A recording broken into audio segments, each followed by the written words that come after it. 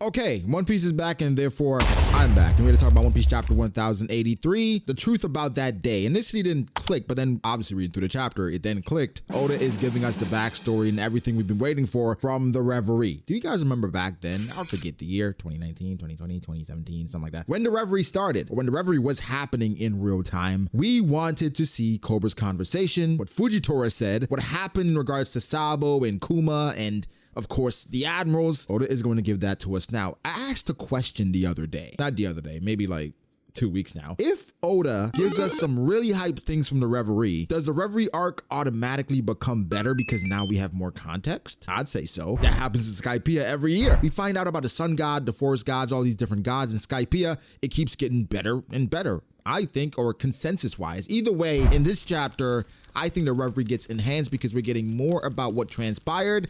And we gotta talk about it because it's kind of insane. First, we gotta acknowledge our GOAT, Doflamingo. He is taking care of this baby bird in the cover art request. It's not a cover story, so technically it didn't happen. Every time Doflamingo's on screen, we're gonna acknowledge him because he is, for all intents and purposes, the GOAT villain in One Piece. Maybe Crocodile is close, but that's about it. The revolutionaries had 3 objectives when they attacked Mary Joa. The first was destroying the celestial symbol. The second was...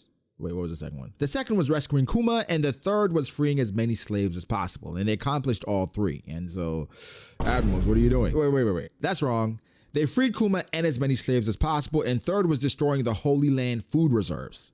That's it. But in the midst of it, they're asking Saba, okay, but what was the fallout? You were on the phone where people were probably listening in, talking about so many different things. Why did you scream at us on the phone? What happened? And so he starts getting into exactly what happened. Actually, he didn't. Dragon just cut him off and starts talking about all the effects or repercussions of everything that Sabo did. I'm just like, let him talk. Let him tell us. But there are many moving parts here because based on what Sabo did, it does affect the other nations, but also there's the big hole in the room where, where's Lelouchia? What happened? And they're talking about the cover-up is in full effect and the world government, everything was mum's the word. Nothing happened. There are no Lelouchians. It didn't exist. Doesn't exist. Wouldn't exist. But the revolutionaries, they have a plan, and we are starting to see it take form or take shape. And from Ivankov and Dragon, the goal is to basically cut off the supply of food and etc. to the Holy Land to basically force them to be a bit more desperate than they have been. And apparently it's working. They can't necessarily attack Mary Joa because it's an impenetrable fortress.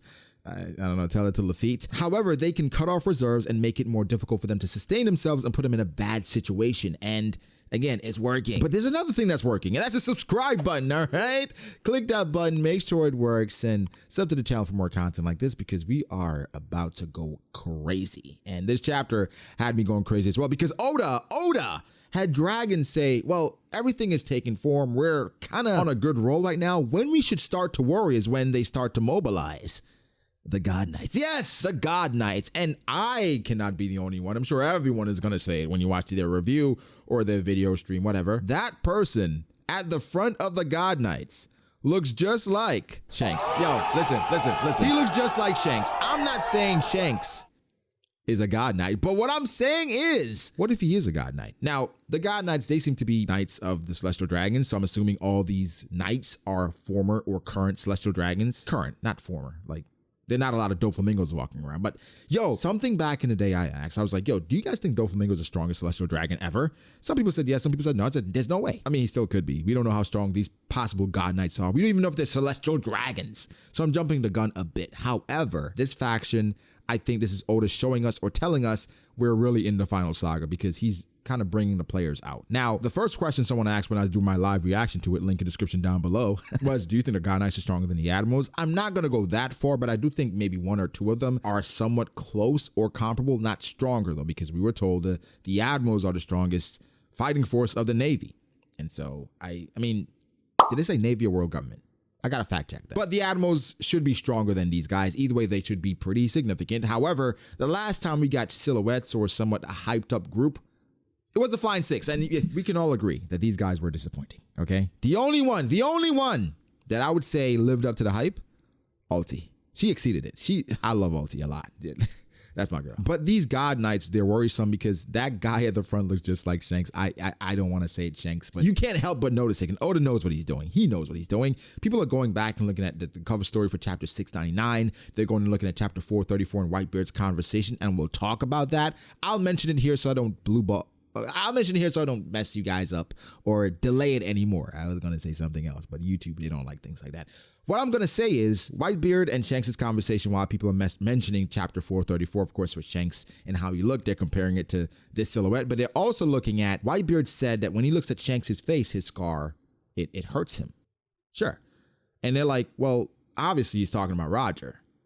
But things get a bit wonky when you go back and look at Whitebeard after fighting Roger that last time. No scars. We'll talk about that a bit further because there's some things I want to talk about in regards to where we're going with this, and it gets a bit scary, right? But just something to keep in mind. So the fear of the God Knights is here, and that's what everyone was going to probably talk about. But we got to further talk about what Sabo mentions about that day, the truth about that day. They're trying to figure out, did Sabo kill Cobra? Now, Dragon did have a whole soliloquy. Again, Dragon is talking a lot, and he's given us important information, but it's basically confirming what we already know about Cobra, that he's an actual good sovereign.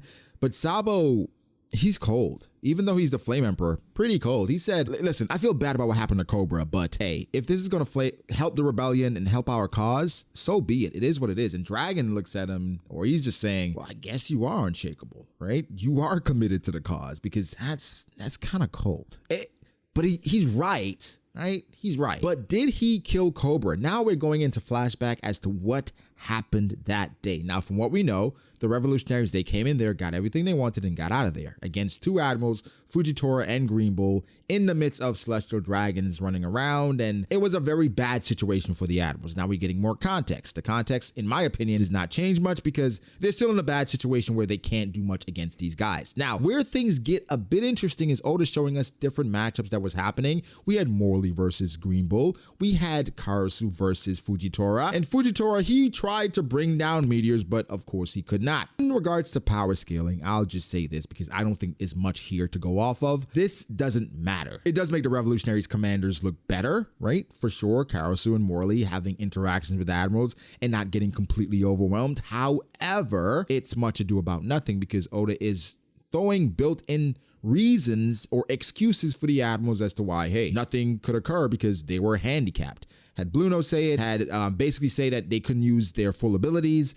And also back then when the Black Horse was talking to Akainu saying, hey, well, they were handicapped. They couldn't do much, but Akainu, of course, is saying no excuses. Now, I'm in the middle with it because I do agree it's no excuses considering two admirals were there. But they did also say in this chapter, in a regular situation with two admirals there, it's enough to turn the tide of any battlefield, meaning if they're up against anyone with two admirals, it's not looking great for the other side. So the handicap is real, which we already knew. So I don't think it changes much. It just gives us more context and more to derive from, but we come to the same conclusion. The commanders, they get the dub and they were impressive because they managed to do it. But the admirals, they were ultimately handicapped and they could not do much. And that's just what it is. Now, with the context we were given, it looks like even in the midst of the admirals fighting, you had celestial dragons literally walking up, pointing to them saying, you need to protect me and nothing can happen to me. While debris is flying around, while they're trying to fight a decent commander of the revolutionaries. That's a very difficult situation to fight in because you cannot hurt these people. You just can't. And so you're more so worried about them than your opponent. It's almost like Mihawk fighting against Luffy in Marineford. He's thinking about flashbacks and all these different things, not even focused on Luffy. This chapter also goes on to show just how the celestial dragons are just terrible people. They don't care about anything. They care about themselves and that's it. Someone did mention in a comment recently, a couple of weeks ago, about how admirals, they know about slaves, they know about all this, and so they turned a blind eye.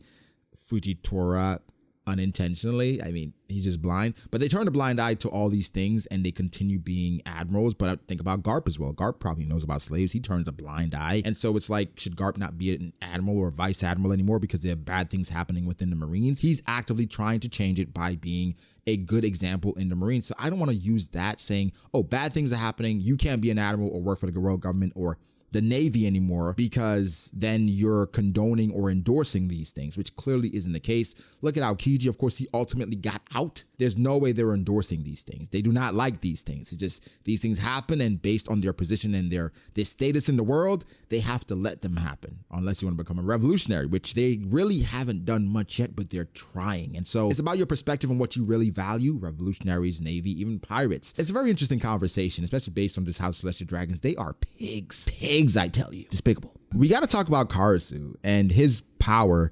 We all thought it was like a Zoan, mythical Zoan. He's a suit user, which people are saying it probably is a Logia because it's a natural phenomena after fire, and that's the residuals of it. I was saying that's definitely possible, certainly possible, or Oda could throw in the special paramecia thing like he did before, but it's just like, does Karasu have future sight? Was this actually Karasu? Could this have been a clone of some sort because he can turn into crows and fly away? So he's manipulating the suit into different things that anything he can, and he wants to at this point. So I don't know. I'm thinking Logia at this point, but let's not rule out special paramecia. I think either way, the fact that these guys are fighting against admirals and holding their own and doing a good job, I'm going to give them credit as opposed to denouncing the admirals. I did that back then when I found out that all of them got away without any repercussions. I did that, so we don't need to do that again. Right? We don't need to do that again. They failed. They ultimately failed, right? And if any Celestial Dragons got hurt, I'm sure a couple of them probably did. Come on.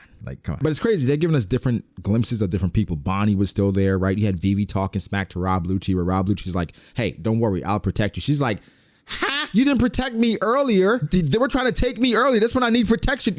You didn't protect Shirahoshi, huh? Why didn't you protect her? So I gotta trust you protecting me now? What are you talking about? You serve the Celestial Dragon. So if they're gonna hurt me, why would I trust you? You're untrustworthy, Rob Lucci. And so then they're showing us Bonnie running around. Then they show us Cobra, who he tells Shaka and Pell to go away because they serve no purpose just waiting outside. And of course, he ultimately dies, right? And Sabo is being framed for it. That's what Dragon and Ivankov were worried about. But he's already coughing. And we knew Cobra was sick coming into this. So, I mean, he was ultimately going to die eventually. We know some of these One Piece characters just get this random disease that no one can cure and then they just die. We're more than likely going to see the second half of this at some point. But this chapter feels somewhat incomplete, right? And it feels like a two-parter where Oda's giving us one part, and next chapter, I would presume we go into what Cobra talked about with the Gorosei, and then what transpired truly in regards to his death. Overall, this chapter is giving us nuance and context as to that day and adding to the reverie in what transpired, which is marvelous considering all the other things that's going on in One Piece. Like, I would love to go back to Aokiji and Garp. I would love to go to Egghead, right? I would love to go to what Shanks has going on, but there's so many questions it's raised. Is Shanks a member of the God Knights? Has he been a legendary rat that we've never known before? What ultimately happened? And of course, some of these questions we've already had. And so it didn't answer much. It's just trying to provide context and tell the story as to what happened. So Oda's saying, hey, this happened back in the day. I'm going to provide more context so you can understand what transpired and you can make your own assessment of the situation. It seems so far Sabo has not fought against any of the admirals. So it's, I don't know if, I would assume he ends up fighting against them, but right now it's just the commanders hold them off and they're doing their thing and kudos to them. But I can't wait for the second half of this. This is something I've wanted since the reverie ended, just Cobra's conversation and Fujitora's conversation. I want to know how that was transpiring. Now, something I don't know if we ever get it, but does Fujitora have a conversation with any of these guys? Because considering they are revolutionaries and Fujitora's personality and how he moves, it fits more with the revolutionaries. So what transpires after they leave? Does he have a conversation with any of them?